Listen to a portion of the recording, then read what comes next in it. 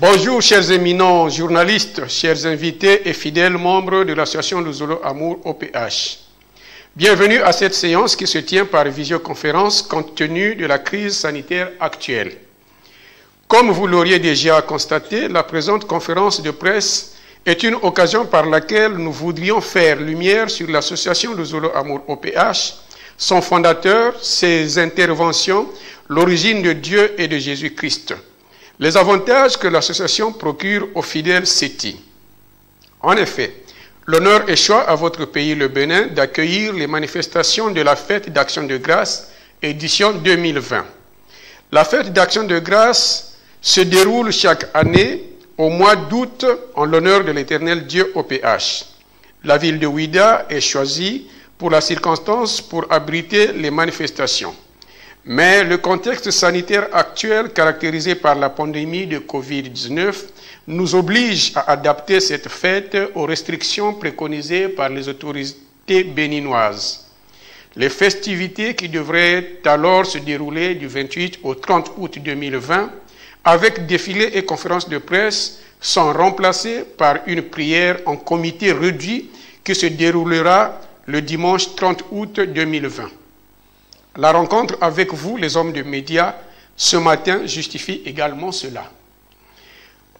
L'association Luzolo Amour OPH est une association apolitique fondée par Guy-Émile Lofoa-Setikwabo, qui est aussi le grand maître de l'OPH.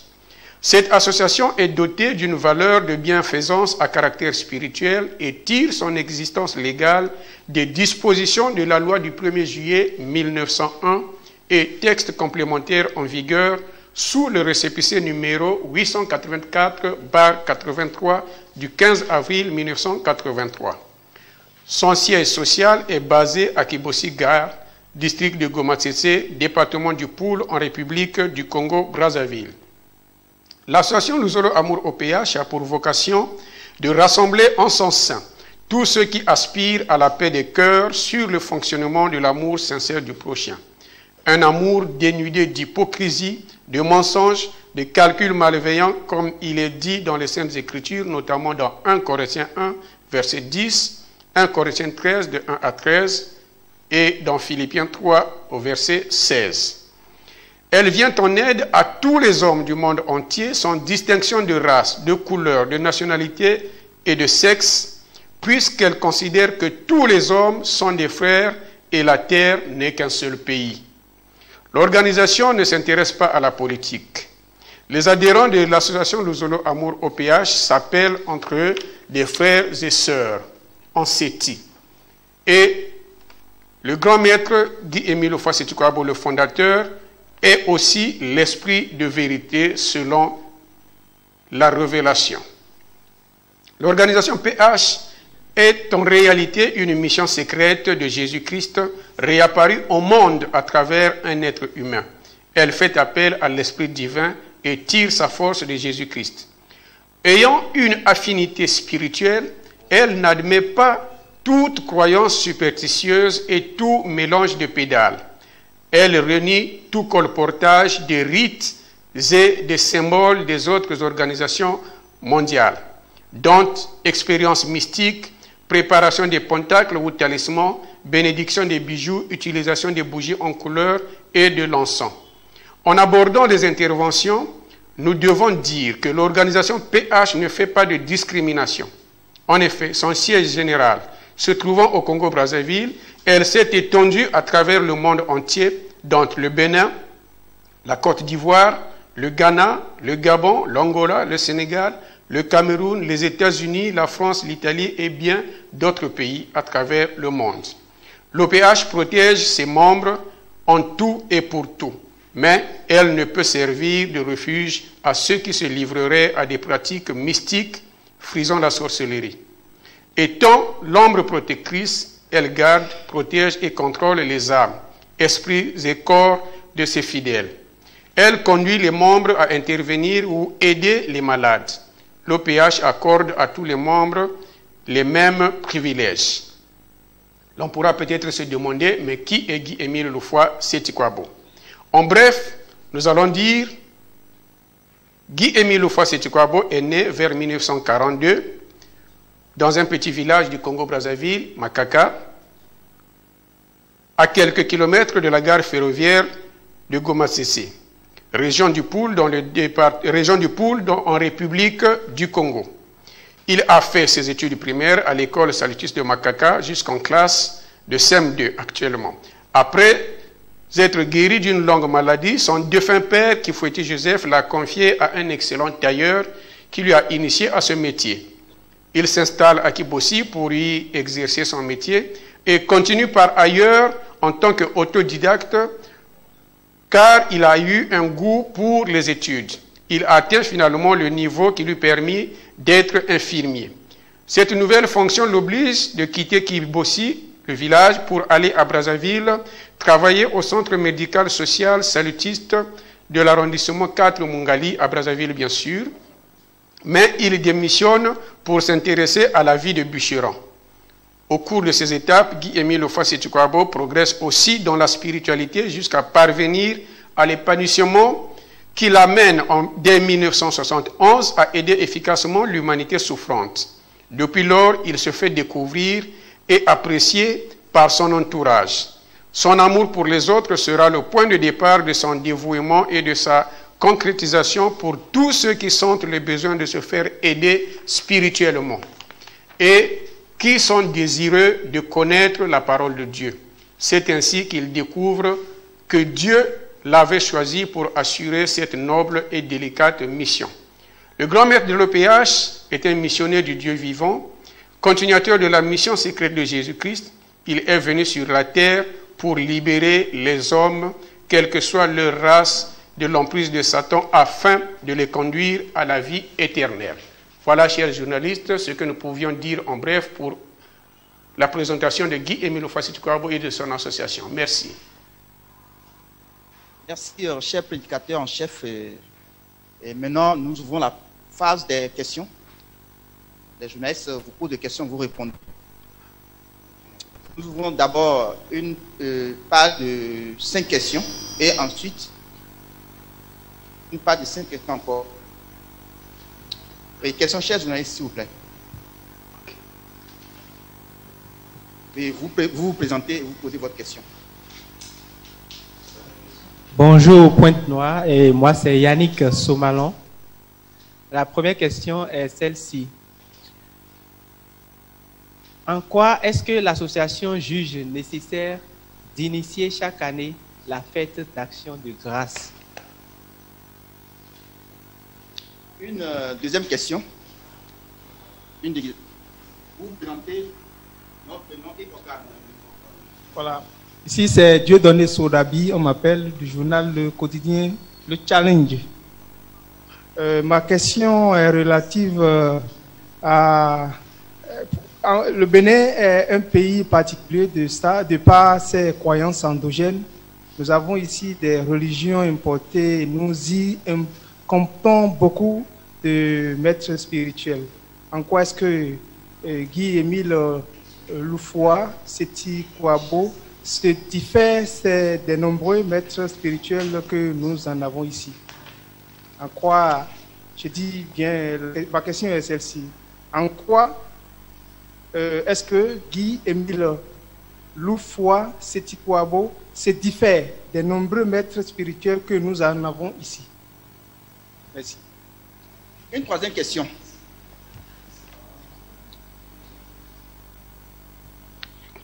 Ici, c'est Amélie Zomadin, journaliste à la radio La Voix de Tado. Alors, le nom de l'organisation, c'est Association Luzolo Amour OPH. Je voudrais savoir que signifie Luzolo. OPH, bon, je sais que c'est organisation, et le PH, qu'est-ce que ça signifie? Merci. Parfait. Une quatrième question, l'avant-dernière, pour fermer la première phase de questions. Oui, merci. Armel Taillon, on m'appelle, du quotidien L'Indépendant. Comment peut-on comprendre que Dieu est noir alors que nous savons tous qu'il est un esprit? Comment peut-on comprendre que Dieu est noir alors que nous savons tous qu'il est un esprit? Merci. La dernière question. Une dernière question. Non, c'est un peu marché. D'accord, merci beaucoup. Moi, c'est Roméo Tossou, du quotidien Les Cas de Vérité. J'ai dû entendre dans la lecture tout à l'heure que les adhérents, ou bien on vous appelle communément les frères et sœurs CETI. Alors, j'ai dû entendre aussi que l'association tire sa force de Jésus-Christ. Je voudrais savoir ce que signifie en réalité cette appellation de frères et sœurs en CETI, alors que la force, c'est-à-dire la provenance de la force, ou bien de l'esprit que, comment dit-on, la religion utilise vient de Dieu, ou bien vient de Jésus-Christ. Je ne sais pas si vous me comprenez. Donc pourquoi cette nuance? Ou bien, autrement dit, je vais dire, CETI est-il une autre identité?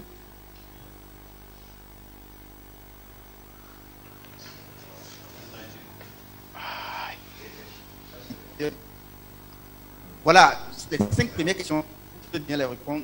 Donnez les réponses à s'il vous plaît. Merci.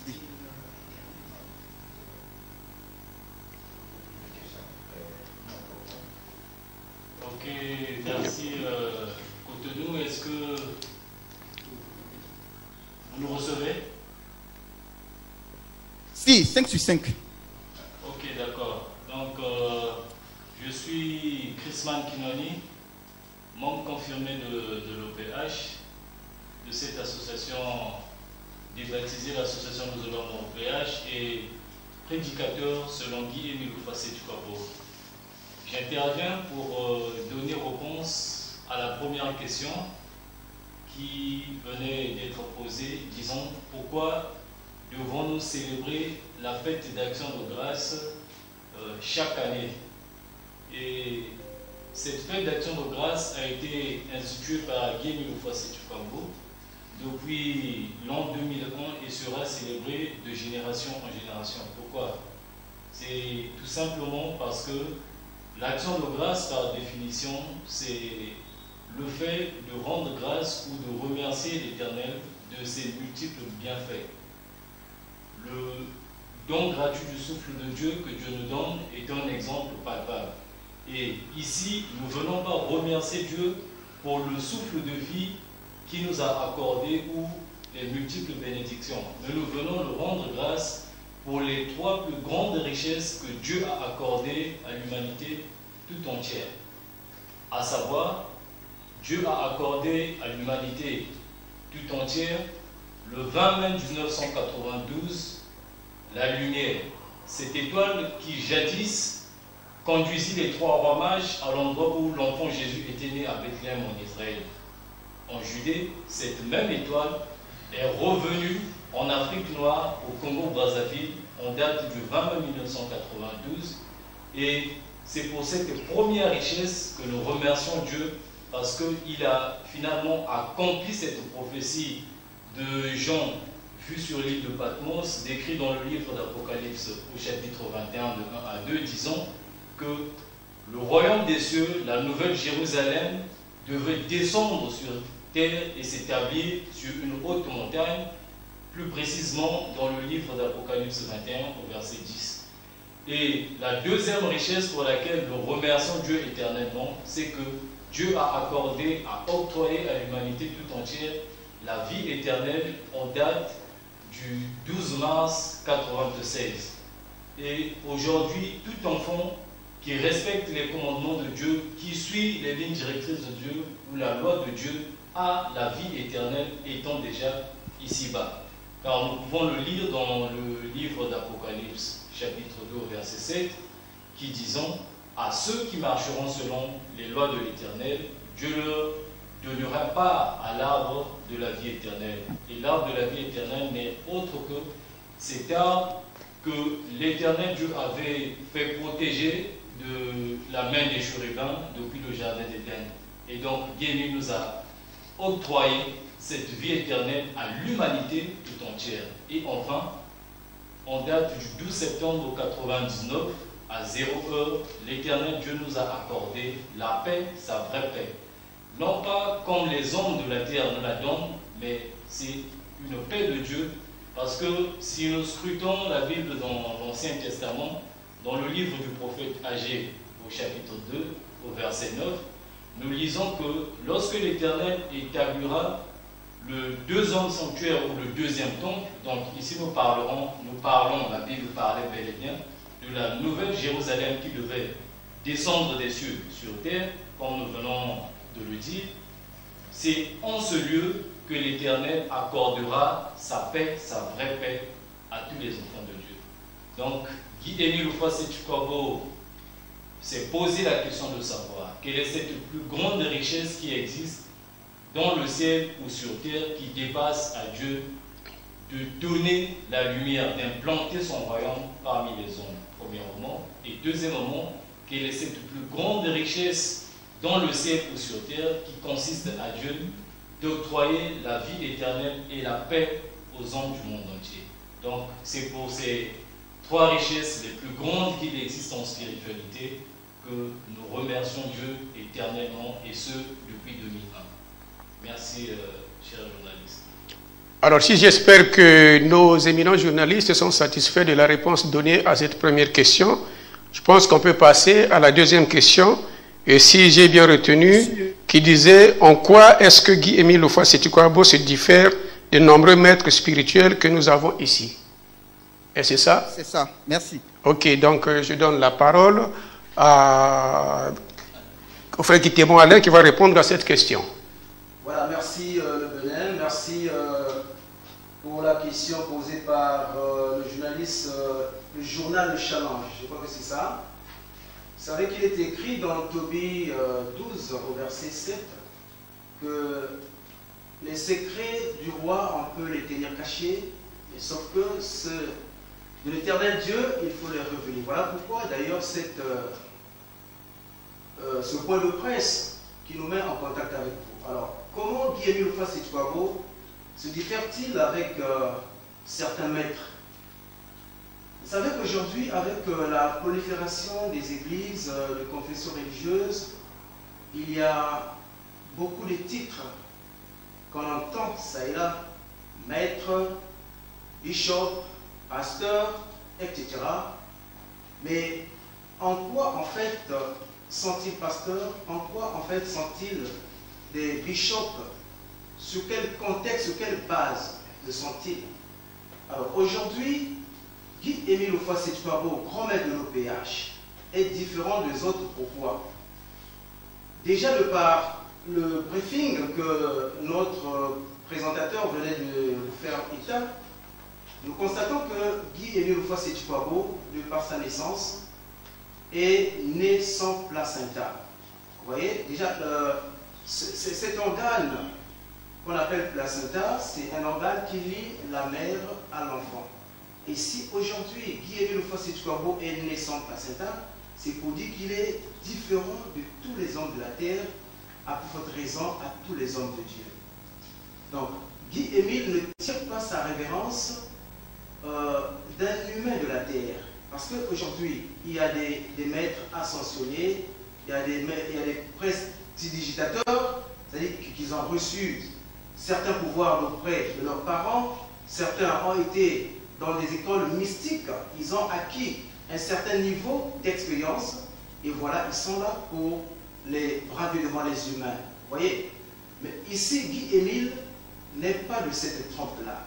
Guy-Émile est de la trempe de Jésus-Christ, c'est-à-dire, étant né sans placenta, du coup, ça lui diffère des autres hommes de Dieu. Et aujourd'hui, Guy-Émile Houphouët-Boigny est la troisième personne de la Trinité, si vous en croyez effectivement à la Trinité, donc le Père, le Fils, le Saint-Esprit. Donc on ne peut pas comparer Guy-Émile aux autres hommes de Dieu. Et il est le grand maître de l'OPH et non le maître de l'OPH. Jésus-Christ est le maître de la vie, Guy-Émile Houphouët-Boigny est le grand maître de l'OPH. Donc, de par ça déjà, Guy-Émile Houphouët-Boigny est différent de tous les autres maîtres. Et sa mission n'est pas venue dans une vision.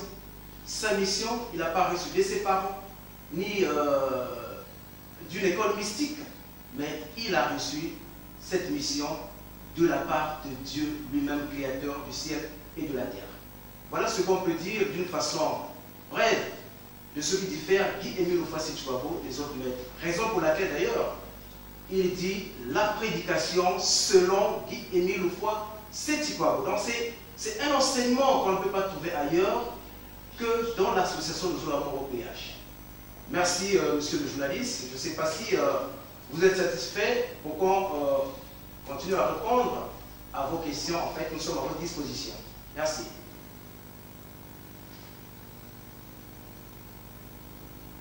La troisième question maintenant.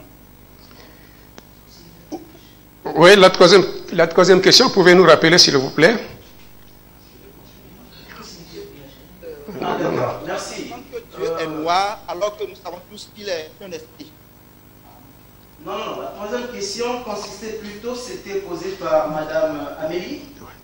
Vous parlez de l'OPH en tant qu'organisation et le PH, qu'en est-il?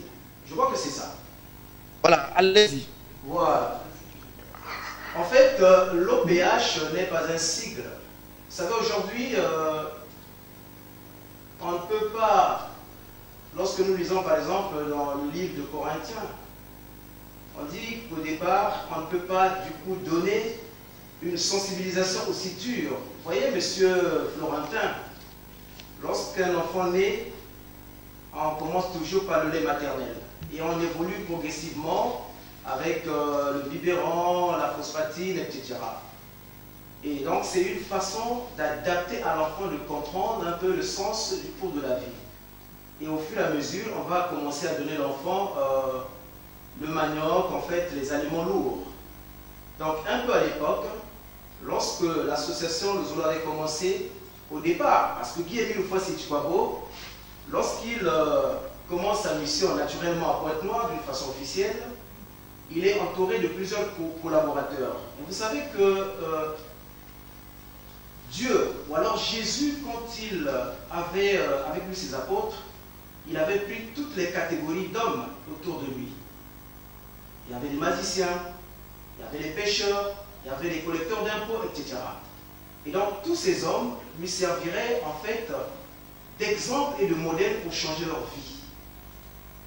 Et quand Émile commence donc sa mission, il est également entouré par des gens de cette catégorie. Il y avait des magiciens, habitués donc au pentacle, au bagues, au gourmets, etc. Donc dans un premier temps, Émile les fait comprendre que l'OPH était l'organisation pour l'humanité, tout au départ.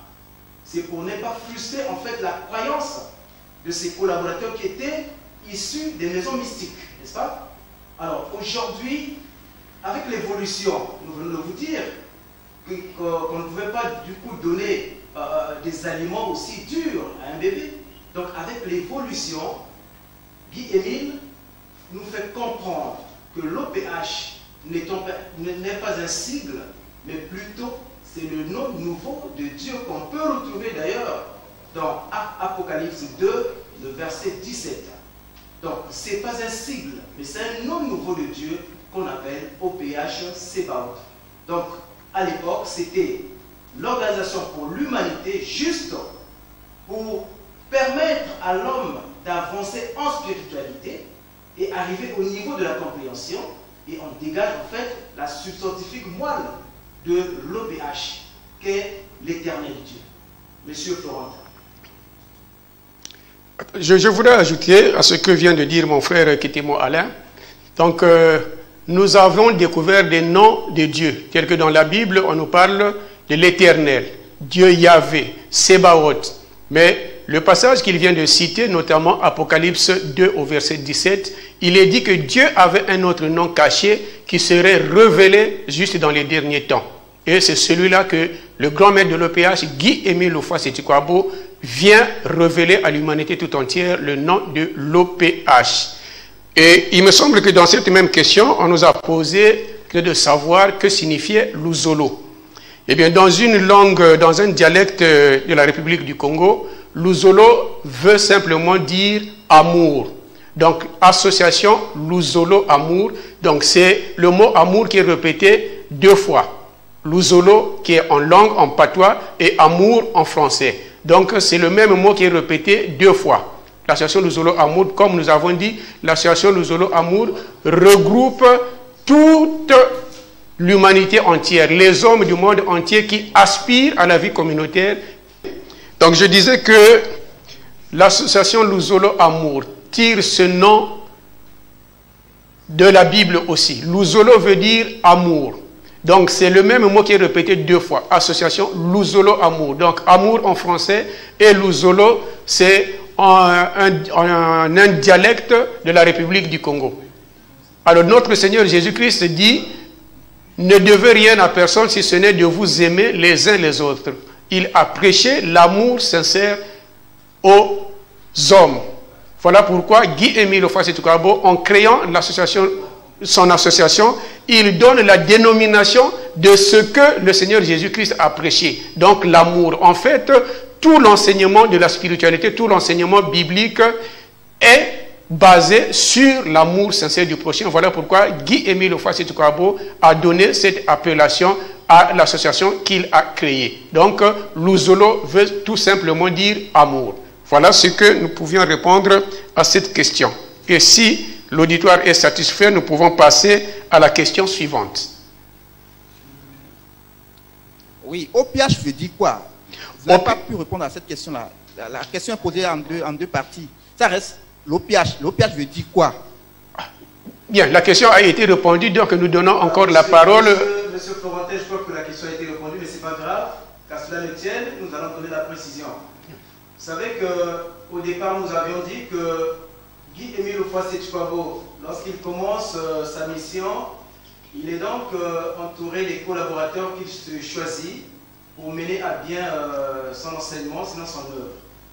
Et donc, lorsqu'il arrive dans la ville de Pointe-Noire, Pointe-Noire à l'époque était comparée comme Capernaum, que vous connaissez dans la Bible, une ville sombre où il y avait plein de magiciens, etc. Donc, des gens de mauvaise foi. Et donc, Guy-Émile regroupe en son sein ce genre de personnes, d'où chacun sortait d'une maison mystique quelconque, et ses collaborateurs croyaient plus en des contacts, des bagues, des chaînettes, etc. Et donc, pour ne pas frustrer la foi, sinon la volonté de ce collaborateur, Guy-Émile va balancer le nom de l'OPH en expliquant, bien évidemment, que l'OPH signifiait l'Organisation pour l'Humanité, n'est-ce pas? Et donc, au fur et à mesure qu'il avançait dans sa mission, puisque déjà ses collaborateurs n'avaient pas la spiritualité en tant que telle, émanant de la vie de Jésus-Christ, donc le christianisme, il n'y en avait pas. Il voulait donc les faire grandir d'abord spirituellement jusqu'à avoir un certain niveau de compréhension spirituelle pour qu'ils donnent réellement, effectivement, le sens du nom de l'OPH. Donc l'OPH aujourd'hui n'est pas un sigle. En fait, n'était pas un sigle bien avant, mais c'était juste pour assouvir le désir du savoir de ses collaborateurs qu'il avait donc voulu faire passer ce petit message rapidement. Et entre-temps, le nom OPH signifie bien Dieu tout court. Donc c'est le nom nouveau de Dieu que nous retrouvons ici dans la Bible, notamment dans Apocalypse 2, le verset 17. Donc le nom nouveau de Dieu, c'est l'OPH Sébaoth. Voilà, aujourd'hui, l'OPH, vous avez parlé de l'organisation, donc PH devait signifier quoi? C'est en fait cela au départ ça a été, mais aujourd'hui, avec la croyance, sinon avec l'évolution spirituelle, atteint, Guy-Émile a maintenant donné le sens exact du nom de l'OPH, qui est le nom nouveau de Dieu. Donc le créateur du ciel et de la terre, créateur de toutes choses visibles comme invisibles. Voilà, monsieur Florentin, ce qu'on pourrait dire à propos. S'il y a des ambiguïtés, nous sommes à votre disposition. Voilà, la dernière question pour cette première partie. Merci. La dernière question, je pense, c'est celle qui disait: comment peut-on comprendre que Dieu est noir alors que nous savons tous qu'il est un esprit? Oui. C'est celle-là. Donc pour cela, je donne la parole à notre sœur Philomène Nguissani qui va répondre. Merci de m'avoir accordé la parole. Je suis donc la sœur Nguissani Philomène, prédicatrice selon Guy-Émile Loufroy, Sétukwabo, dans l'association Zolo Amour au péage. Nous savons très bien que Dieu est esprit, mais en tant qu'esprit, il a un corps. Voilà pourquoi quand nous allons lire dans la Bible, Genèse 1, de 26 à 28, la parole nous dit ceci. C'est Dieu qui parle. Créons l'homme à notre image et notre ressemblance. Et voilà que Dieu a créé l'homme à son image et à sa ressemblance. Si seulement si Dieu était esprit, nous aussi nous serions des esprits. Mais puisque nous sommes créés à l'image et à la ressemblance de Dieu, Dieu donc a un corps. Nous sommes créés à l'image et à la ressemblance de Dieu. Dieu est un esprit, mais il a aussi un corps. Voilà pourquoi nous, les humains de la terre, nous sommes créés à l'image et à la ressemblance de Dieu. Et si nous voyons encore dans la Bible, dans Exode 34, le verset 28, quand Moïse est monté à la montagne du Sinaï, il était avec Dieu et Dieu a écrit lui-même la table des 10 commandements plutôt avec ses propres mains. Si Dieu n'était qu'un esprit, mais comment est-ce que l'esprit pouvait écrire les 10 commandements? Donc c'est pour nous dire que Dieu a un corps comme il nous a créés à son image et à sa ressemblance. Voilà la question que j'ai répondu pour la réponse plutôt pour cette question. Et certainement, notre frère Van Mouelé pourra avoir quelque chose à compléter. Justement, merci de m'avoir accordé la parole. Donc, frère Christian Van Axel Mouelé, membre confirmé de l'OPH, prédicateur selon Guy-Émile Loufroy. Et donc, dans la même perspective, je voudrais d'abord signaler en amont que l'humanité, depuis la nuit du temps, a une connaissance fausse en ce qui concerne l'Éternel des armées, en ce qui concerne Dieu. Et donc aujourd'hui, sur ce plateau, nous sommes venus pour sonner le glas de cette conception baptiste. Et nous allons donc prendre 2 exemples dans la Bible pour montrer que l'Éternel est vrai, c'est vrai que c'est un esprit, mais qu'il a aussi un corps. Et donc, dans le livre de Genèse 32, à partir du verset 24 jusqu'au verset 28, nous voyons l'exemple avec Jacob, qui a lutté avec l'Éternel. Jacob a lutté avec l'Éternel, pas avec un esprit, mais avec l'Éternel. Car il reconnaît, il le dit, si vous permettez que je lise, dans Genèse 32, à partir du verset 29, Jacob l'interrogea en disant, « Fais-moi, je te prie, connaître ton nom. » Il répondit, « Pourquoi demandes-tu mon nom ?»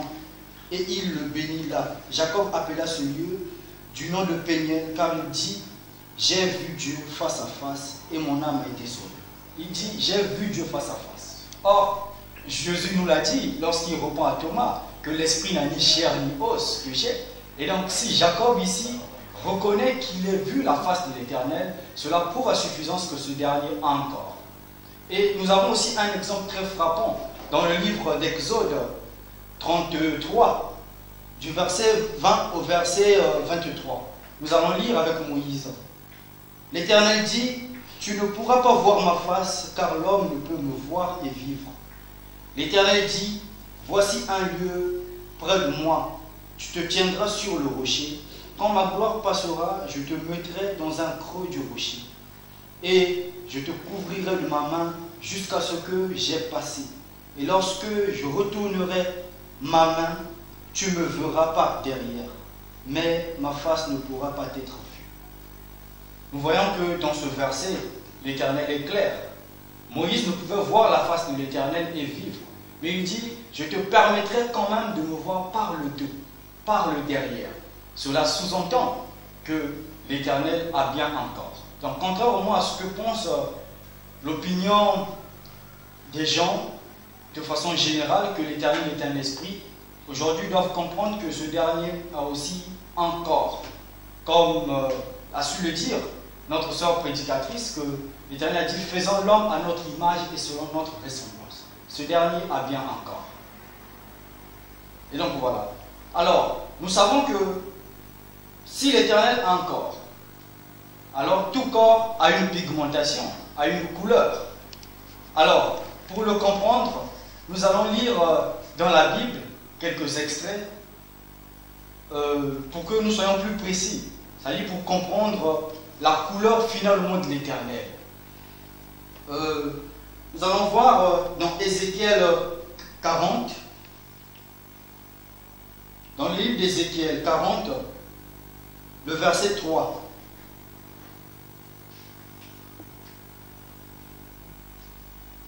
Lisons encore. Dans Ézéchiel 40, verset 3, il est dit: il me conduisit là, et voici, il y avait un homme dont l'aspect était comme l'aspect de l'airain. Il avait dans la main un cordeau de lin et une canne pour mesurer et se tenait à la portée. Nous voyons que dans ce verset, ce qui attire notre attention, c'est que, en fait, c'est titré Vision du nouveau temple.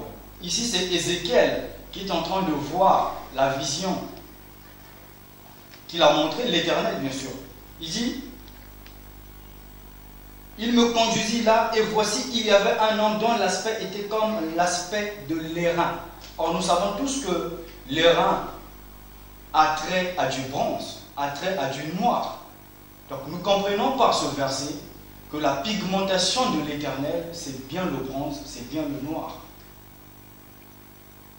Voilà ce que nous pouvons dire de façon condensée sur l'Éternel. Donc, contrairement à ce que pensent les gens, nous insistons, il est esprit, c'est vrai, mais il a aussi un corps, car nous sommes l'image réelle du Dieu vivant.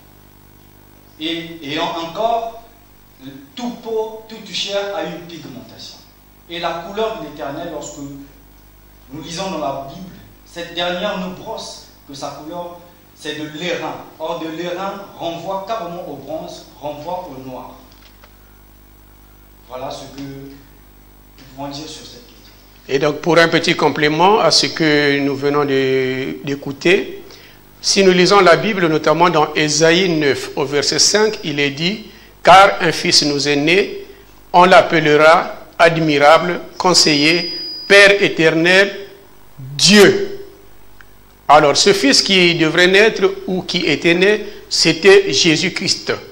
Et effectivement, Jésus-Christ, bien qu'il soit homme parmi les hommes, mais il était Dieu parce que cela avait déjà été annoncé 8 siècles avant qu'il ne vienne naître. Donc, par le prophète Ésaïe. Jésus-Christ, Dieu. Mais pourtant, il était homme. Il n'est pas né esprit de la Vierge Marie, mais il est né homme sur la terre. Malheureusement, les gens n'ont pas compris. C'est bien après qu'il soit parti de cette terre que les gens disent aujourd'hui que Jésus-Christ est notre Dieu. Et pourtant, il a bel et bien été un homme ici sur terre. Donc, bien que esprit, mais Dieu a un corps physique, et ce corps physique a une pigmentation, une couleur qui est la couleur noire. Merci, chers journalistes. Merci beaucoup, cher prédicateur. Nous allons en même temps ouvrir la seconde partie des questions. Il y a une question qui était restée. Pourquoi dans l'association Luzolo Amour, les frères et sœurs s'appellent-ils frères et sœurs en séti? Je pense que c'était ça. Oui. D'accord. Okay. Donc, je donne la parole au frère Chrisman. Ok, Chrisman Kinwani, je reviens donc pour répondre à cette question, parce que dès l'entrée de ce point de presse-là, mon frère Yenanzambi Onge venait d'employer le terme de Jésus-Christ, nom divin dans lequel nous basons notre foi. Mais pourquoi donc nous nous appelons frères et sœurs en séti? Il convient juste de dire que dans la communauté chrétienne, les disciples de Jésus ou les apôtres s'appelaient frères et sœurs. Et s'ajouter à ce libellé de frères et sœurs le nom frères et sœurs en Christ, qui était une dénomination pour montrer leur affiliation au Seigneur Jésus-Christ en qui ils avaient cru. Et donc aujourd'hui, lorsque nous parlons de frères et sœurs en séti, séti n'est autre que le diminutif de l'Ufwa Seti-Kwabo. Donc Seti-Kwabo, c'est ce terme Seti que nous avons gardé. Voilà pourquoi nous nous appelons ainsi frères et sœurs en Seti. C'est pour donc marquer notre affiliation à l'Ufwa Seti-Kwabo, Guémil, notre Rédempteur, en nous frère. Voilà, merci M. Florentin. Juste pour essayer d'amender cette question, mais avant d'en aborder, je reviens sur l'avant-dernière question, Dieu est esprit. En fait, lorsque nous lisons dans Jean 1, le verset 14, on nous dit « Au commencement était la parole ». Donc ici, on sous-entend que la parole est esprit, n'est-ce pas? Et la parole s'est faite chair. Donc Dieu esprit s'est faite chair, qui doit désormais vivre avec les hommes. Raison pour laquelle nos deux précédents venaient de dire que bien que étant esprit, Dieu a un corps. Donc Dieu au départ esprit, selon la pensée de Jean 1, verset 14, on comprend rapidement que Dieu qui est esprit a pris corps pour vivre désormais avec les humains. Alors, pourquoi on nous appelle Seti? Monsieur Dossou Florentin, je crois que vous êtes père de famille aujourd'hui et vous avez des enfants. Vous n'allez pas donner votre nom, le nom à vos enfants comme Kitemo Alain. Je ne crois pas. Comment pourrait-on comprendre que ce sont les enfants de Monsieur Dossou? Mais M. Dossou doit désormais donner le nom à ses enfants. Enfin, les enfants devraient s'appeler Dossou. Et c'est donc une marque d'appartenance des enfants à la famille Dossou. Raison pour laquelle les frères et sœurs de l'association Luzolo sont en particulier appelés Seti. Donc, je m'appelle Seti Kitemo. Donc c'est une appartenance spirituelle. Comme notre, pour ne pas dire guide, notre grand-mère s'appelle Seti Kwabo, comme vient de le dire le frère Chrisman Kinwani. Donc c'est juste le diminutif de Seti Kwabo. Donc nous sommes des frères et sœurs en Seti. Donc en Guy Émile fois Seti Kwabo, comme en Jésus-Christ. Parce que nous l'avons dit tout au départ que Guy Émile est de la trempe de Jésus-Christ. Voilà, merci pour ce petit complément.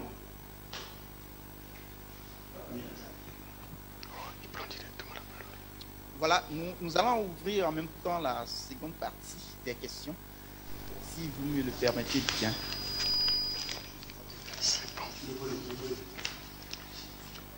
Bonjour, cher prédicateur. Moi, c'est Marc Messin. Je suis journaliste quotidien Le Progrès. Vous avez on vous entend très mal, s'il vous plaît. On vous entend très mal. Oui. C'est bon. Bon, je reprends alors. Je m'appelle Marc Messin. Je suis journaliste au quotidien Le Progrès. Vous avez dit que nous sommes à l'image de Dieu et que vous prétendez, je vais dire, la communauté prétend que nous ressemblons à Dieu. Que sur quelle preuve tangible vous fondez pour dire que Jésus et Dieu sont des Noirs, en l'occurrence des Africains? Voilà ma question. Autre question. Vous pouvez le prendre, s'il vous plaît? Sur quelle preuve tangible vous basez pour dire que Jésus et Dieu sont des Noirs, en l'occurrence des Africains? Ah, ok, c'est bon. Merci. Merci. Non, une série. Continuez. Ok, on peut répondre déjà à cette question ou bien c'est une suite de 5 questions encore? Non, ce n'est pas une suite. Hein. Ou bien vous répondez d'abord? Ok. J'aimerais bien savoir si l'OPH n'est pas une secte. C'est Arnaud Doumarou, je suis journaliste au quotidien Fraternité. J'aimerais savoir si l'OPH n'est pas une secte. Ok, bien reçu. Une troisième question. Une troisième question. Allez-y.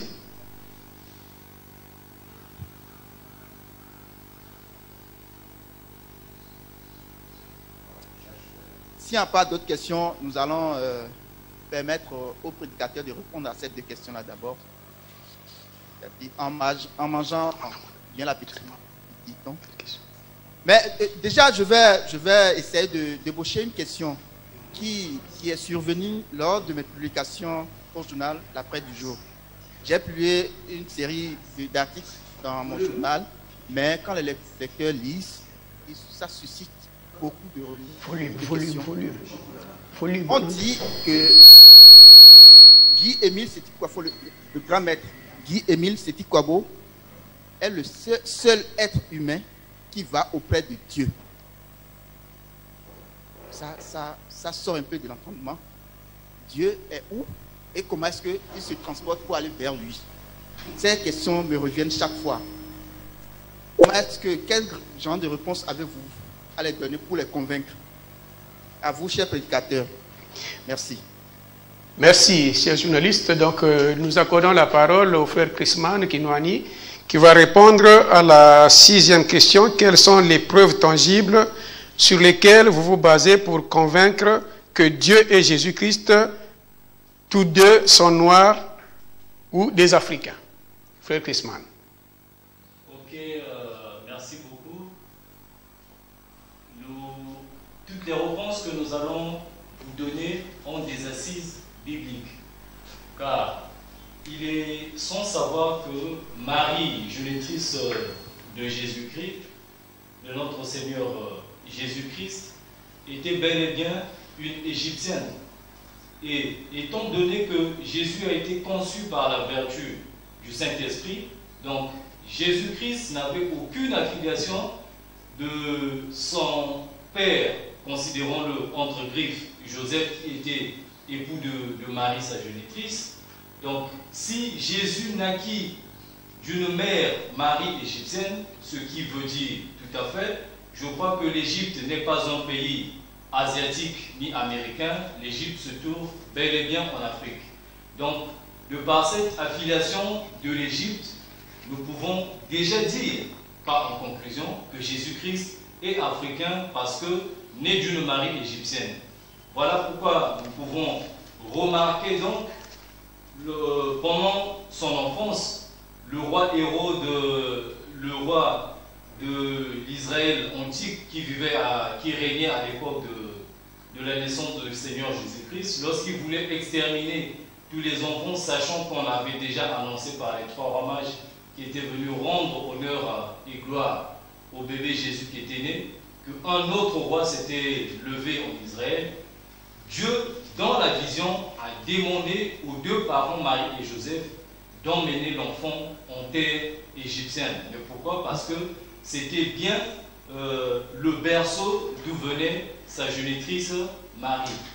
Et aussi, je venais à comprendre par notre journaliste Marc, qui voulait savoir par quelle affirmation, par quelle thèse soutenons-nous que Jésus-Christ est Dieu. Vous savez, dans les Saintes Écritures, précisément dans le livre d'Ésaïe, au chapitre 9, au verset 6, ou Ésaïe 7, au verset 14, il est dit, une vierge sera enceinte, elle enfantera un fils qui s'appellera Emmanuel. Et Emmanuel, par définition, veut dire Dieu parmi nous ou Dieu parmi les hommes. Et le terme orthographique est écrit Dieu avec un grand D et non avec un petit d. Donc, ce Emmanuel-là a pris bel et bien corps en Jésus le Christ, avec l'écriture de Jean chapitre 1 au verset de 12 à 14, qui nous dit que au commencement était la parole était avec Dieu, la parole est Dieu, elle s'est faite chair. Mais en qui? En Jésus-Christ. Parce que à partir du verset 12 à 14, on nous dit que la lumière est venue dans le monde et elle a vécu parmi les hommes, plein de gloire et de bonté, mais les siens ne l'ont pas reconnu. Et c'est bel et bien de Jésus-Christ qu'on est en train de parler. Et ce Jésus-Christ-là, qui s'est présenté devant les hommes du monde entier comme étant fils de Dieu, était bien le Père. Car Guy-Émile Séti-Kouabo nous rappelle que Jésus-Christ est Dieu, mais c'est de par sa simplicité qu'il avait pris l'identité de fils. Sinon que c'est bel et bien le Père, Dieu le Père, créateur du ciel et de la terre, qui avait pris corps sur cette terre-là, vers l'an 0. Et donc, pour s'en convaincre, je vais devoir vous lire une belle écriture tirée du livre d'Apocalypse, au chapitre 1, de 12 à 15, qui nous dit ce qui suit. C'est ici donc, je rappelle, la vision de l'apôtre Jean, qui était disciple de Jésus sur l'île de Patmos. Je me retournais pour connaître quelle était la voix qui me parlait, et après m'être retourné, je vis 7 chandeliers d'or. Et au milieu des 7 chandeliers d'or, quelqu'un qui ressemblait à un fils d'homme, vêtu d'une longue robe, ayant une ceinture d'or sur sa poitrine. Sa tête et ses cheveux étaient blonds comme de la laine blanche, comme de la neige. Ses yeux étaient comme une flamme de feu.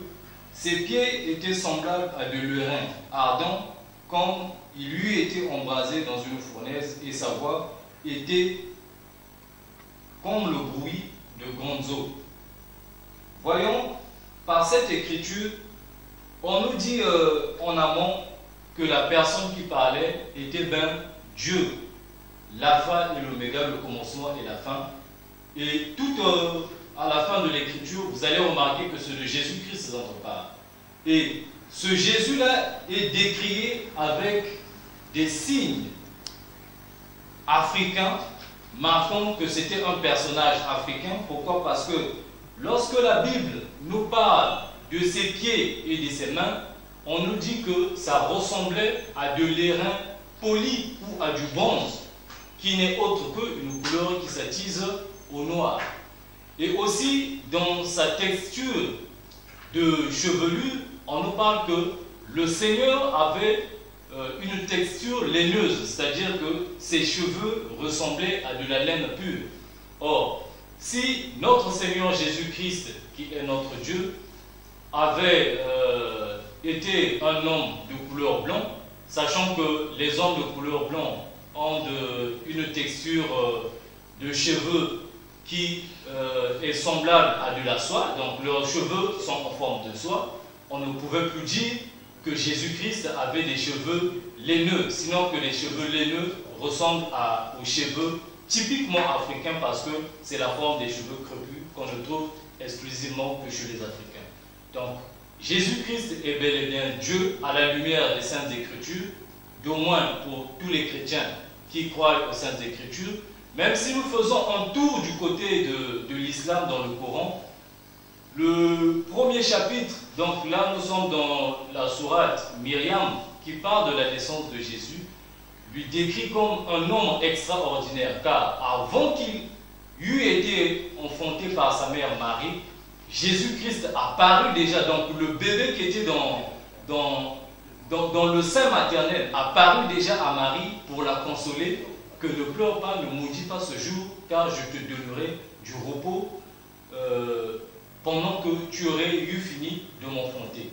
Donc, si nous passons à décortiquer le côté spirituel de ces écritures-là, on ne verrait pas un témoignage que le jour avant que vous ne veniez, vous êtes apparu à votre mère pour la dire des choses physiquement. Et cela était bel et bien pour prouver aux hommes, bien qu'il y avait un homme qui venait naître parmi les hommes, il n'était pas un homme de ce monde-là, il était un homme d'une autre nature. C'est bel et bien de ce divin roi, de Dieu Jésus-Christ dont on parle. Je vais passer peut-être le témoin à un autre de mes collègues pour prendre la suite à la prochaine question. Dans leur réaction. Leur réaction d'abord. Votre réaction, est-ce que vous êtes satisfait de la réponse donnée à cette question, s'il vous plaît? Répondez, s'il vous plaît, à la deuxième question. Ok. Je voudrais savoir si l'association n'est pas une secte. Merci le frère Dossou de m'avoir accordé la parole. Je vais donc répondre sur la deuxième question qui est intitulée l'OPH n'est pas. Est-ce que l'OPH est une secte? Je vais dire non. Nous savons que un secte regroupe un nombre de gens qui ont pour dogme. Donc, déjà quand on parle de secte, on a trait à tout ce qui est mystique. Et nous savons comment les sectes fonctionnent dans notre pays, que ce soit là-bas au Bénin, ici au Congo. Et les gens ont toujours des rituels à faire, soit faire des sacrifices en donnant des personnes humaines, et tout se passe avec des rituels compliqués. Et ils ont souvent des chambres qui ne doivent pas avoir accès à toute la famille ou bien aux gens qui sont autour de lui. Donc la personne a une chambre consacrée à lui, et dans cette chambre, il fait des rituels qui sont bizarres. Et cette chambre, l'entrée dans cette chambre est interdite à toute autre personne. Et cela est difficile à ceux qui habitent avec lui parfois. Et quand il est en déplacement, et cette chambre est hermétiquement fermée, et quand une personne ou d'autres ouvre cette chambre après ou en l'absence de cette personne, et là où il est, il saura que la chambre a été ouverte, et pratiquement il peut s'affoler. Contrairement à l'association Luzolo Amour, l'association Luzolo Amour n'a pas quelque chose qui a trait à un secte. Mais nous sommes une association, comme on l'a dit, de bienfaisance à caractère spirituel. On a même dit que le grand maître Guy Émile Houphouët-Boigny continue la mission secrète de Jésus. Jésus, quand il était sur terre, pendant qu'il accomplissait sa mission, il n'a pas montré des choses qui étaient mystiques et qui étaient un peu compliquées aux hommes. Et lui qui est venu continuer cette mission secrète de Jésus, il doit suivre les pas de Jésus. C'est pourquoi chez lui, il n'y a pas quelque chose de mystique. Si bien que vous allez même voir dans l'association Luzolo Amour des bébés qui sont membres confirmés de l'OPH. Si c'était un secte, mais un bébé de mois, comment devait-il faire des rituels s'il y avait des rituels compliqués? Donc nous ne sommes pas un secte. Le grand maître dit qu'il fait la guerre au diable.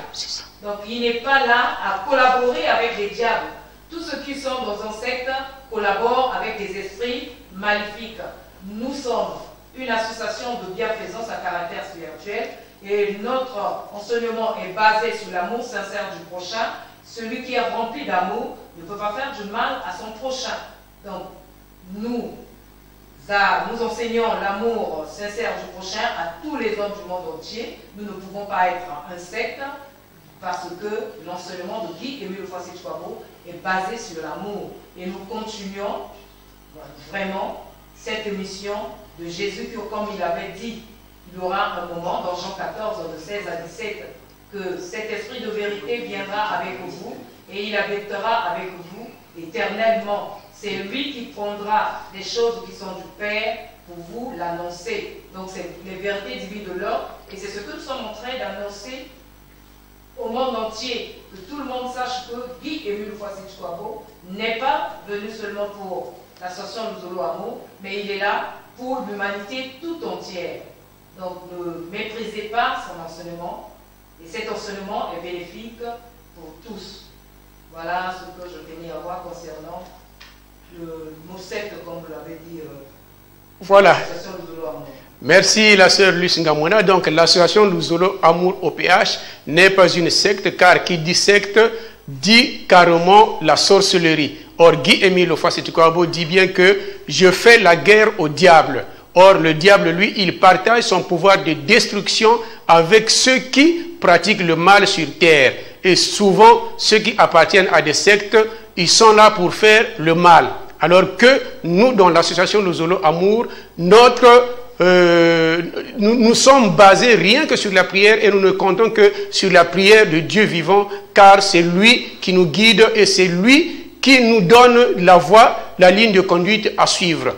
Donc, secte pour l'association Luzolo Amour, non, nous ne le sommes pas. Nous prions et nous confions toutes nos situations à l'éternel Dieu OPH.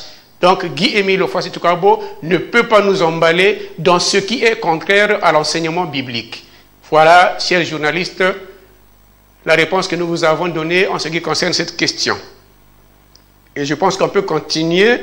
C'est la question, est-ce que le grand maître Guy Émile Houphouët-Boigny est le seul capable d'aller auprès de Dieu? Mais comment? Nous donnons la parole au frère Chrisman Kinwani qui va donner une réponse à cette question. Merci. Vous voyez, est-ce que Guy-Émile Oufasset-Kwabo, grand maître de l'OPH, est-il le seul d'aller auprès de Dieu? Ici sur terre, pendant que je vais faire le petit développement, si mon frère peut me préparer l'écriture de 2 Corinthiens chapitre 12, du verset 1 jusqu'au verset 5, nous ferons lecture de ce beau passage biblique.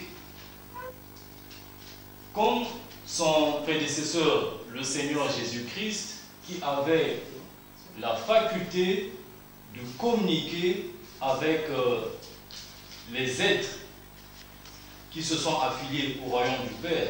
Donc, là nous sommes dans le livre de Matthieu, chapitre 17, lors de la transfiguration de Jésus sur la montagne. Il a paru à Jésus 2 hommes. Nous avons Élie le prophète qui était ravi au ciel, donc qui était monté au ciel avec tout son corps, et nous avons Moïse le conducteur de la première nation qui n'est autre que Israël, qui était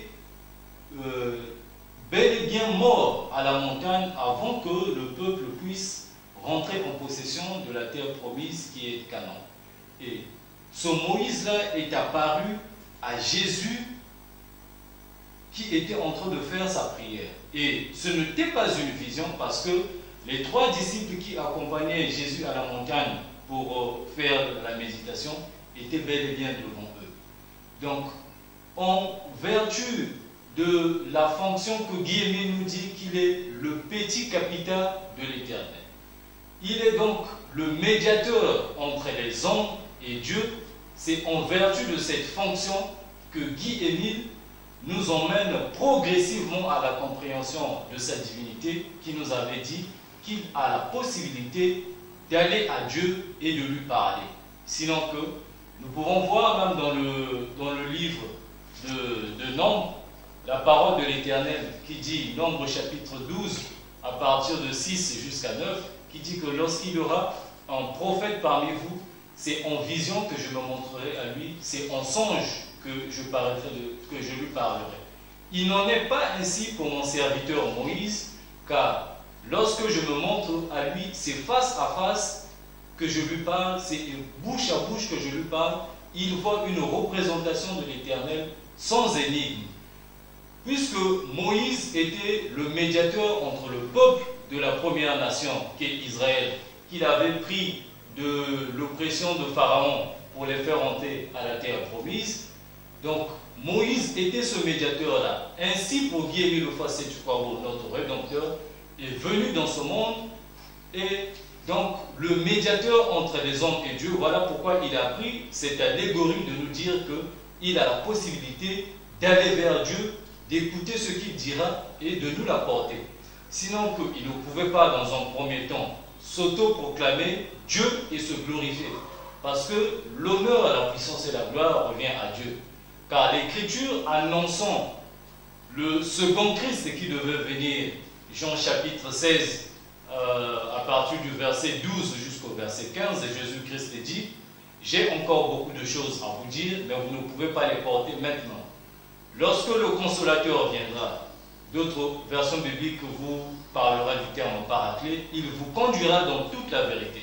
Car il ne parlera pas de lui-même, mais il dira tout ce qu'il aura entendu. Tout ce qu'a le Père est à moi, voilà pourquoi j'ai dit, il prendra de ce qui est à moi et il vous l'annoncera.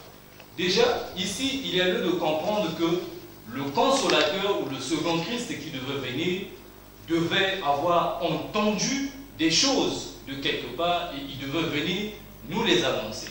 Voilà pourquoi nous allons faire lecture de 2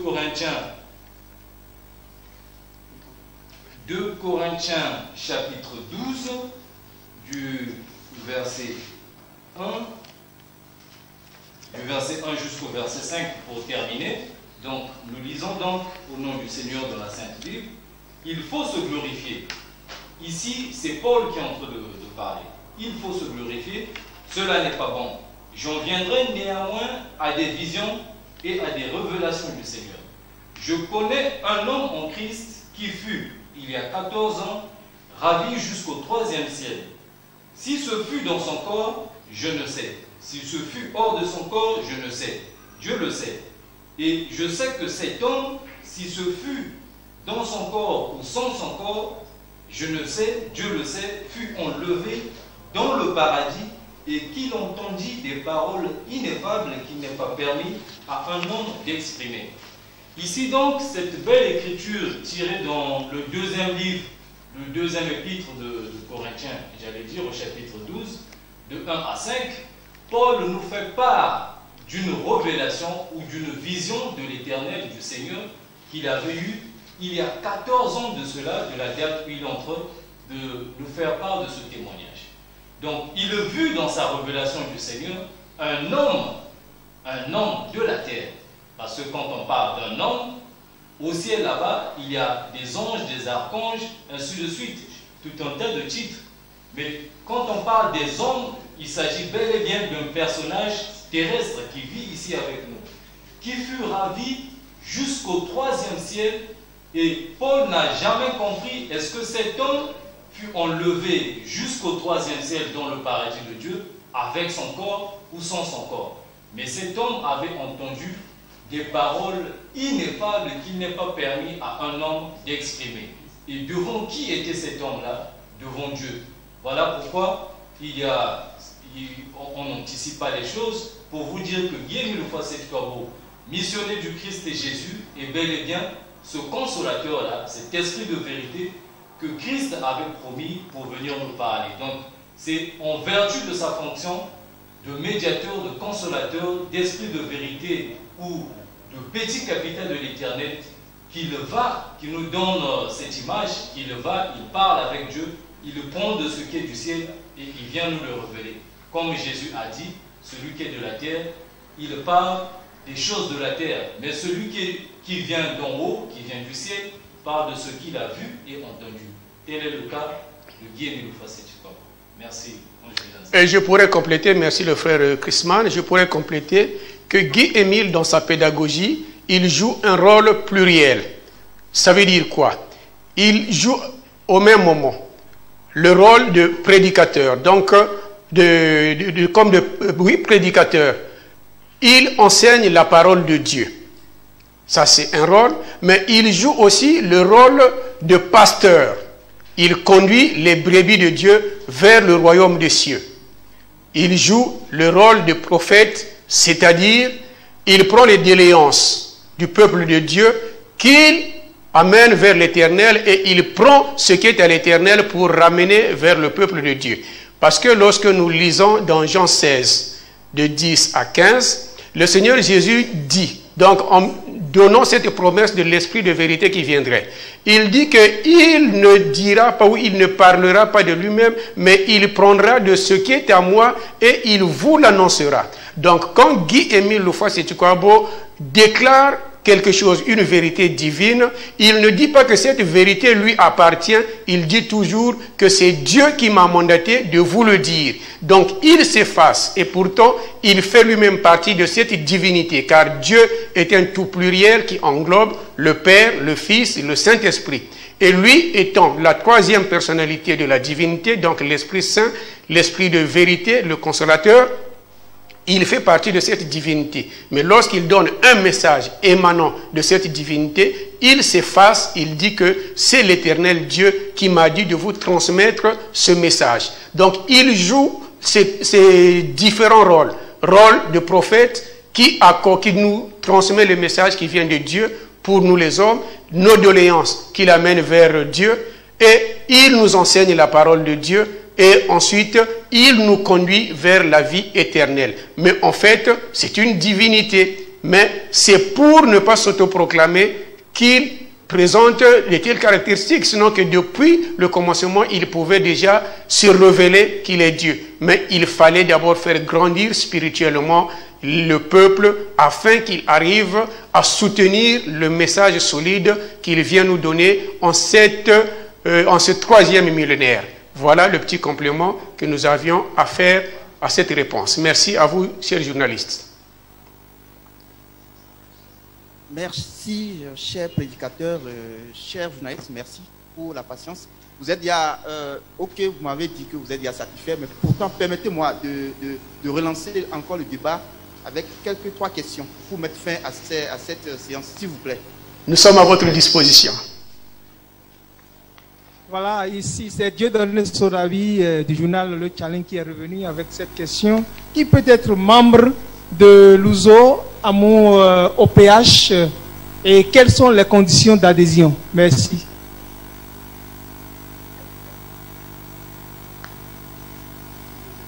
Merci. Pour un peu bondir dans son sens, je voudrais savoir, parce que moi je suis un peu confronté aux questions par rapport aux publications que je fais dans mon journal. On me demande, mais est-ce que Émile Sékou Kouao, c'est le nouveau Jésus qui devait revenir, on chante chaque fois et les chrétiens chantent chaque fois? Est-ce que c'est lui? Et en plus, au Bénin ici, nous avons des personnes qui souffrent depuis des années des maladies, mais ne trouvent pas de guérison. Est-ce que Guy Émile Sékou Kouao est ce sauveur de nouvelle génération qui est venu pour donner une satisfaction à cette personne-là? Merci. Vous répondez à ces 3 questions que nous mettons fin à cette rencontre. Merci beaucoup, cher. Ok, merci, chers journalistes. Donc, nous sommes là à répondre à vos questions. Donc, je donne la parole au frère Van Mouélé qui va répondre à la première question de cette 3e série. Voilà, au lieu que ce soit le frère Van Mouélé, c'est le frère Alain Guitemo qui est prédicateur aussi, non confirmé. Donc, la question nous dit que qui peut être membre de l'OPH? Voilà, c'est ça la question. En fait, ne peut être membre de l'OPH que celui qui accepte d'abord, en un premier temps, la vie communautaire, c'est-à-dire qui a en lui l'amour sincère du prochain, venir en aide à l'humanité souffrante, et ne peut être membre de l'OPH, pas membre de l'USOLO, mais membre de l'OPH, que celui qui a payé ses sacrifices de membre de l'OPH ou de membre confirmé. Je sais que là aussi, ça va susciter des questions et nous serons toujours à votre écoute.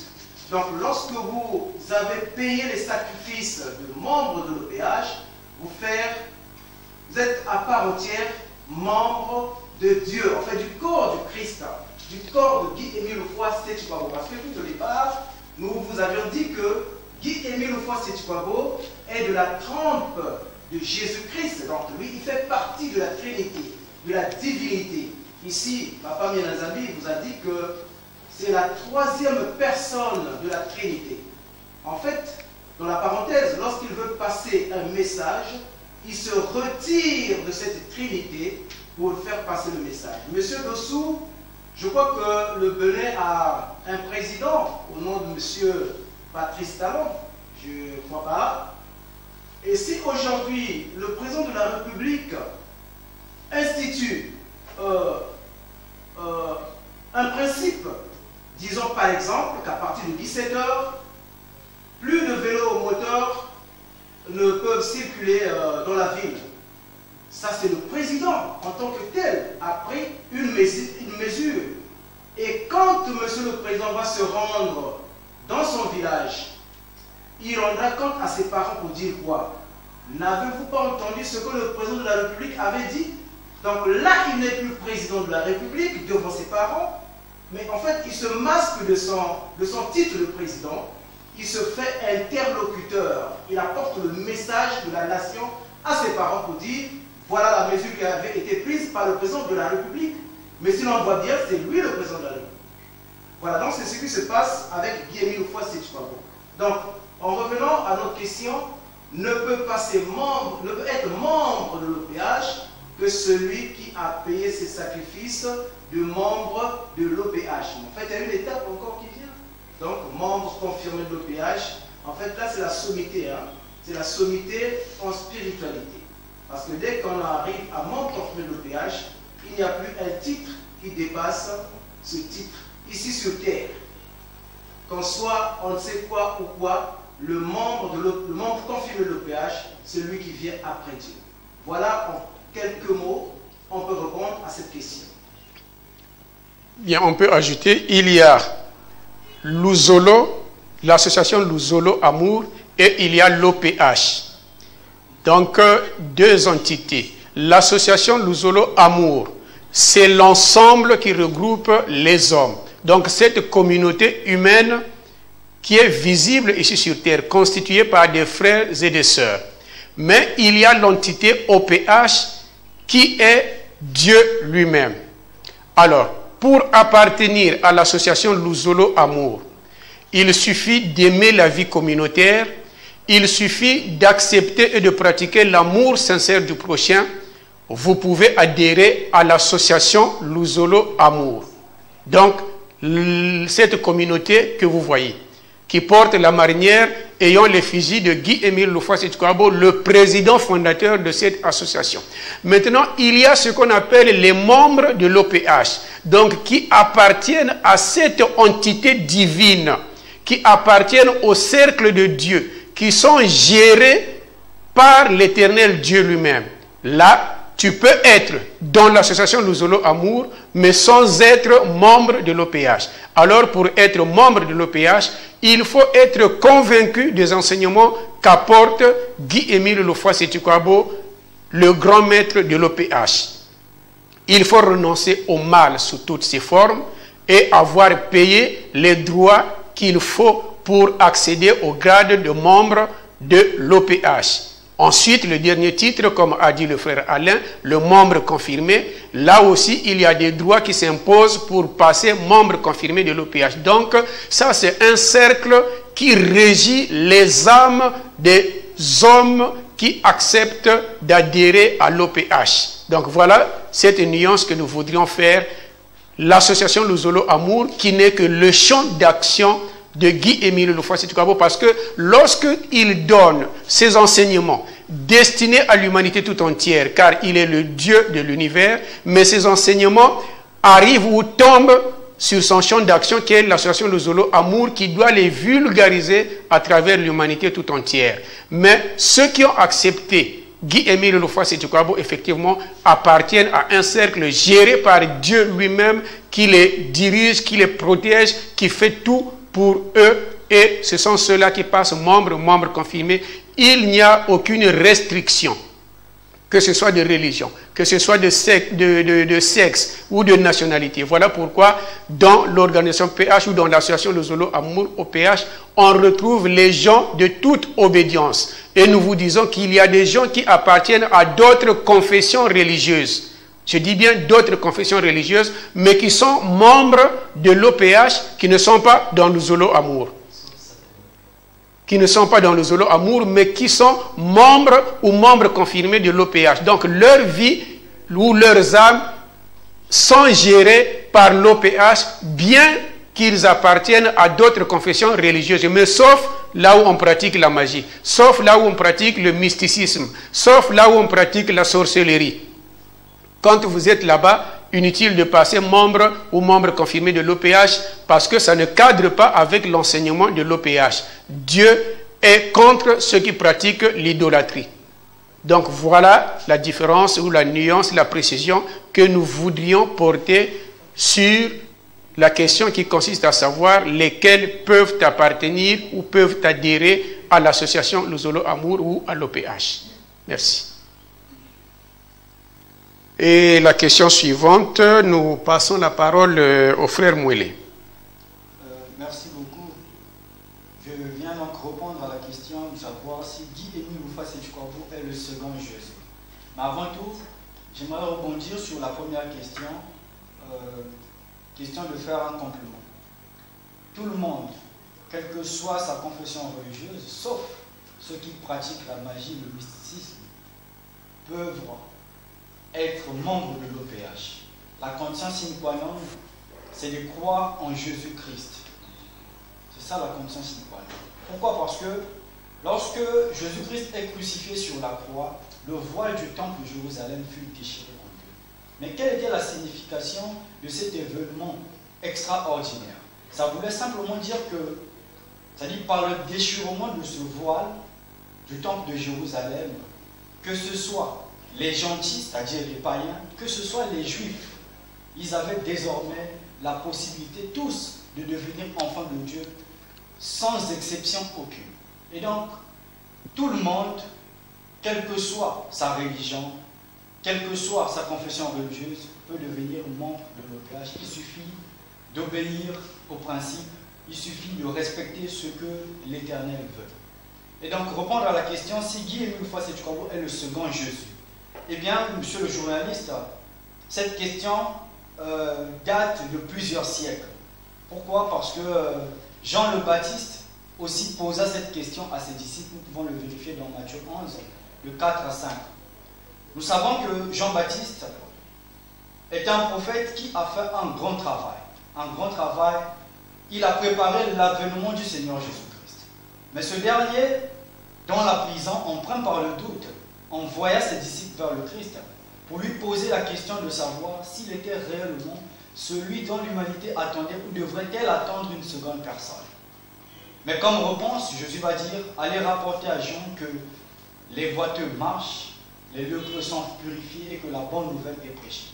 Et Jean-Baptiste, étant un initié, comprit tout simplement que Jésus le Christ était effectivement le messager du salut dont parle Isaïe 61, de 1 à 3. Eh bien, Jésus-Christ, avant de partir, il nous laissa des promesses, notamment dans Jean 14, de 16 à 17. Il dit, si vous m'aimez, si vous gardez les commandements, je vous enverrai le consolateur, l'Esprit de vérité, qui allait venir justement pour boucler la mission qu'avait amorcée le Seigneur Jésus-Christ.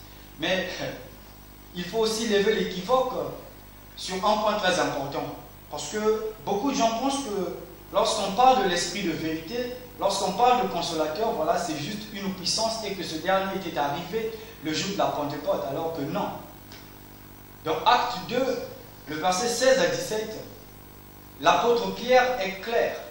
Lorsqu'il dit le jour de la Pentecôte, c'était l'accomplissement de la prophétie de Joël. Parce que c'est bien écrit dans Joël 2, verset 28, que vos enfants auront des songes, ils allaient prophétiser. C'était là l'accomplissement le jour de la Pentecôte. Mais quand Jésus parle de l'Esprit de vérité, quand il parle d'envoyer le consolateur, ici dans l'esprit du traducteur, parce que le terme consolateur traduit du grec veut simplement dire quelqu'un d'autre, c'est-à-dire quelqu'un qui allait être à nos côtés pour nous guider, pour nous montrer le chemin, pour nous orienter, pour nous enseigner. Et donc quand Jésus dit envoyer le consolateur, une autre personne, effectivement, c'était sa seconde venue qu'il préparait.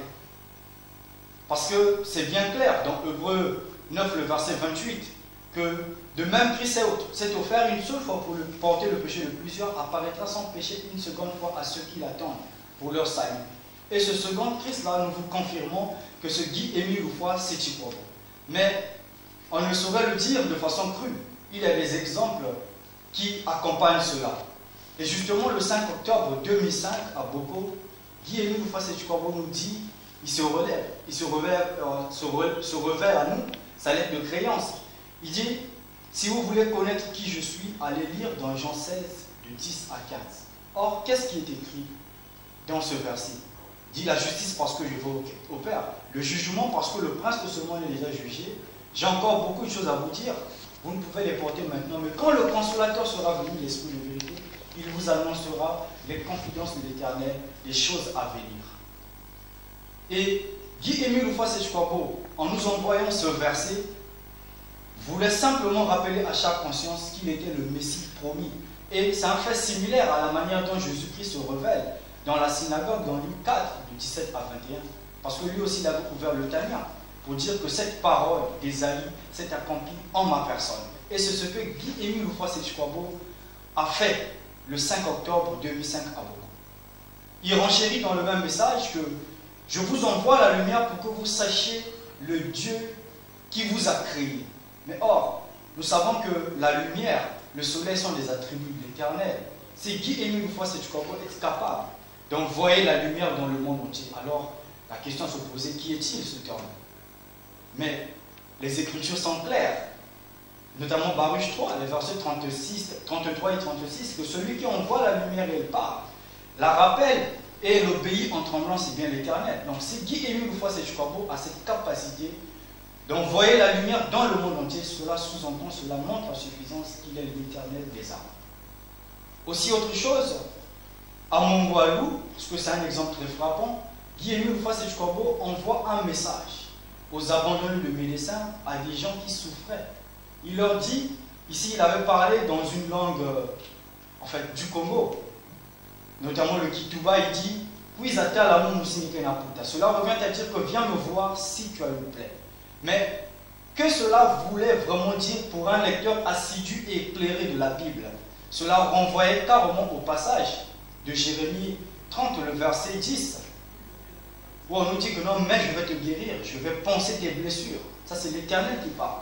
Donc ce jour-là, Guy-Émile Moufa-Sechouabo a voulu dire aux gens, se révéler à nous, qu'il était Yahvé Rapha, l'Éternel qui guérit.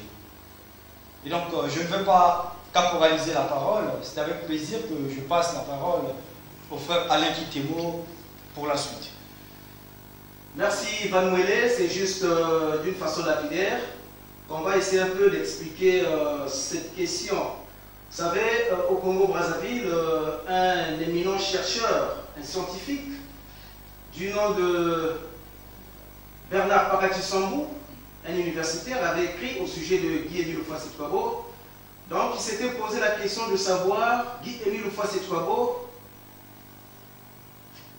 Melchisedec, Moïse ou Jésus-Christ? C'est la question qu'il se pose, ce grand chercheur. Mais en fin de compte, Guy-Émile Moufa-Sechouabo nous ouvre la réponse à cette question. Il dit: je continue la mission secrète de Jésus-Christ, d'où je suis le fidèle continuateur de cette mission. Alors, si la question qui fait allusion que Guy-Émile Moufa-Sechouabo est un second Christ, on peut dire oui, d'autant plus que Jésus nous le dit, que je vous enverrai un consolateur, alors qu'il dit je reviendrai à vous. Et quand Guy-Émile arrive, ce n'est plus la physionomie, sinon la caricature de Jésus, mais il se vêtit d'une autre caricature. Donc c'est en la personne de Guy-Émile Moufa-Sechouabo. Donc dirons-nous que oui, Guy-Émile Moufa-Sechouabo, second Christ, tel qu'il est écrit dans Apocalypse 2, du verset 6 au verset 12. Et là, vous allez vous en rendre compte, monsieur le journaliste, que lorsque nous parcourons la Sainte Bible, selon l'Ancien Testament, on se dit que la Bible s'arrêterait à Malachie, je crois bien par là. Sinon, on n'allait plus avoir la naissance de Christ. Et quand Christ arrive, on écrit, il y a l'Apocalypse. Or, dans Apocalypse, dans le verset précité, on nous dit qu'un enfant doit naître, qui doit conduire le peuple avec une verge de fer. Alors que Jésus-Christ étant déjà parti. Mais un enfant va naître. Et qui est donc cet enfant qui va conduire le peuple de Dieu à la destinée du monde? C'est bel et bien cette personne qui se révèle dans Jean 16, de 10 à 15, qui dit: si vous voulez savoir qui je suis, allez lire dans ce passage. Et lorsqu'on lit dans ce passage, nous voyons bel et bien que c'est Jésus lui-même qui revient. Donc il vient naître pour la seconde fois. Donc du coup, ici, ipso facto, on se dit que Guy-Émile Moufa-Sechouabo, c'est le second Jésus-Christ qui vient boucler le cycle de la vie spirituelle. Donc après lui, Guy-Émile, il n'y aura plus quelqu'un d'autre qui viendrait en fait conduire le monde à la vie éternelle. Voilà ce qu'on pouvait bien ajouter à propos, mais je crois passer la parole à ma consoeur, ma petite sœur. Merci le frère Alain Kitemo. C'est pour appuyer ce que vous venez de dire que Guy-Émile Moufa-Sechouabo est le deuxième Jésus qui est revenu. Si nous voyons ses attributs, vraiment nous le confirmons que Guy-Émile Moufa-Sechouabo est Dieu, c'est lui Jésus. Il est omniprésent, il est omnipotent et il est omniscient. Qui peut plutôt avoir ses attributs si ce n'est que Dieu. Et voilà pourquoi nous le confirmons avec fierté que Guy-Émile Fassy-Chouabo est Dieu. C'est lui, Jésus, qui est revenu par rapport à la promesse laissée par lui-même de Jésus dans Jean 16, de 10 à 15. Merci, c'était tout comme complément. Merci pour toutes ces réponses. Nous allons ainsi donner la parole à la sœur Luce Ngamona pour la dernière question de la série. Merci le frère Minaza Dimanche. Et je vais répondre à cette dernière question qui dit: est-ce que Guy-Émile Fassy-Chouabo peut guérir les malades? Vous savez qu'au Bénin, il y a beaucoup de frères et sœurs qui sont malades depuis plusieurs années. Nous avons parlé des attributs de Guy-Émile Fassy-Chouabo, qui est omniprésent, qui est omnipotent, qui est omniscient. Ça veut dire qu'il connaît tout, il sait tout. Et par sa présence partout, même au moment où nous parlons, il est avec vous au Bénin, il est avec nous, il est en Abidjan, il est partout. Donc il peut aussi guérir nos frères et sœurs qui sont au Bénin, qui sont malades depuis plusieurs années. Mais ce qui est important, c'est que ces frères acceptent d'abord que Guy-Émile Fassy-Chouabo est Dieu. En acceptant Guy-Émile Fassy-Chouabo en tant que Dieu, en appliquant la loi des sacrifices, leurs maux seront guéris. On l'a dit tout à l'heure qu'il est le Dieu qui guérit, le Dieu qui sauve. Donc ce que nos frères et sœurs sont, les mots que les frères ont au niveau de Bénin, peuvent trouver solution en la personne de Guy-Émile Fassy-Chouabo. Même si il vient de nous écouter pour la première fois, qu'ils mettent dans leur cœur, qu'ils puissent croire, parce que Josué l'avait dit, si vous croyez en moi, vous serez sauvés. Et le lépreux avait cru à Jésus, il avait trouvé guérison de sa maladie. Donc nos frères peuvent aussi croire à Guy-Émile Fassy-Chouabo, ils vont trouver guérison de tous leurs maux. Ne mettons pas ça en doute. Vous allez dire que c'est très facile à dire, mais ce que nous sommes en train de vous dire est bel et bien vrai. Nous pouvons trouver la guérison de tous nos maux en croyant à Guy-Émile Fassy-Chouabo, qui est le Dieu créateur de l'humanité et de l'univers. Voilà ce que je tenais à dire concernant la guérison des maux. Il faut simplement croire à lui en tant que créateur de l'humanité et de l'univers, et ils trouveront guérison de tous leurs maux. Voilà. Merci la sœur Luce Ngamona. Avant de remettre la parole à nos éminents journalistes, je voudrais juste donner un petit détail. Guy-Émile Fassy-Chouabo est-il le nouveau Jésus?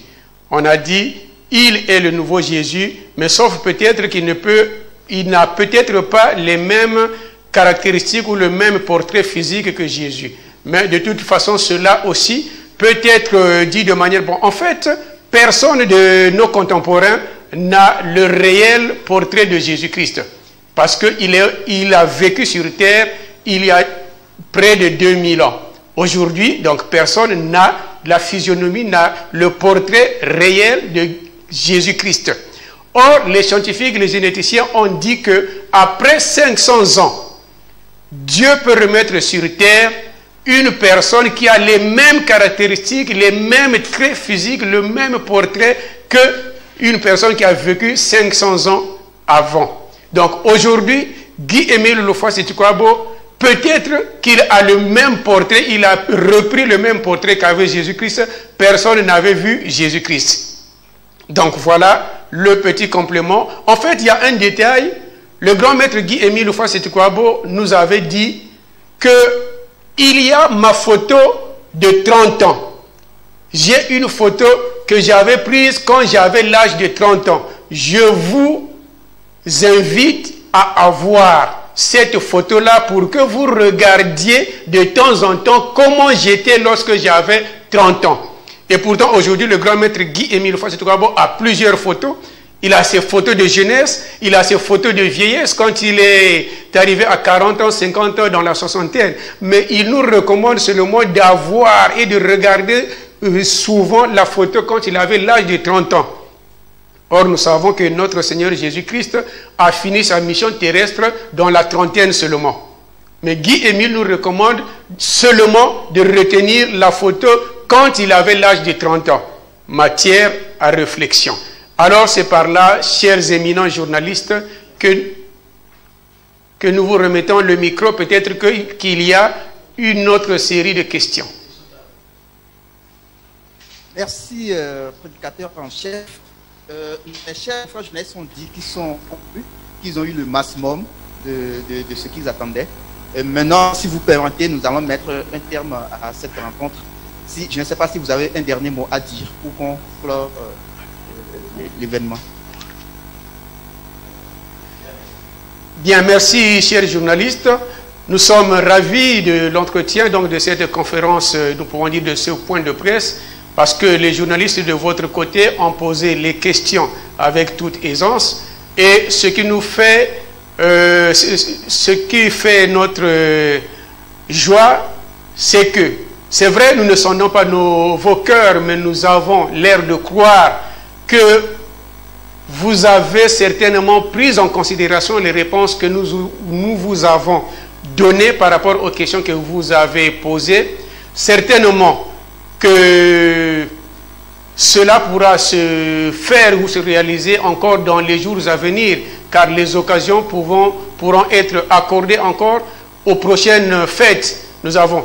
Et puis, ce n'est pas seulement à la fête d'action de grâce que cela peut être réalisé, mais si vraiment les journalistes béninois sentent la nécessité d'avoir encore un entretien pour plus d'informations en ce qui concerne l'association Luzolo Amour et son président fondateur, le grand maître Guy-Émile Houphouët-Boigny, ils peuvent toutefois solliciter des séances comme ça pour apporter plus de lumière à ceux qui veulent apprendre sur Guy-Émile Houphouët-Boigny.